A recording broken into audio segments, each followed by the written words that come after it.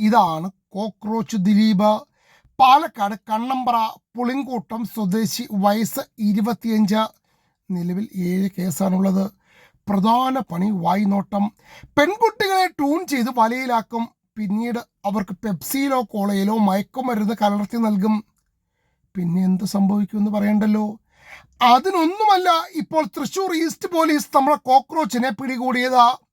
കഴിഞ്ഞ ദിവസം തൃശൂർ സെക്ടർ സ്റ്റാൻഡിൽ വെച്ച് പരിചയപ്പെട്ട 17 വയസ്സുകാരൻ്റെ ബൈക്ക് കത്തി കാണിച്ച് ഭീഷണിപ്പെടുത്തി തട്ടിയെടുത്തതിനാണ് പോലീസ് പിടികൂടിയത്. 17 വയസ്സുകാരന് എന്തോ നൽകാമെന്ന് പറഞ്ഞ് ആളൊഴിഞ്ഞ സ്ഥലത്തേക്ക് തട്ടിക്കൊണ്ടു പോകുകയായിരുന്നു.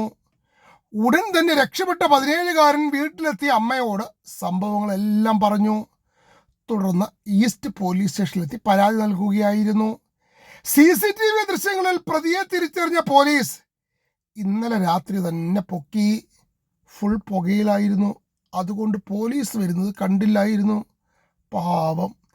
നടപടിക്രമങ്ങൾ പൂർത്തിയാക്കി കോക്രോച്ചിനെ വിയൂർ ജയിലിൽ ആക്കിയിട്ടുണ്ട്. ഹിറ്റടിച്ചാൽ തീരാവുന്ന പ്രശ്നമേ ഉള്ളൂ. പക്ഷെ അതിന് കോടതി കൂടെ കനിയണ്ടേ?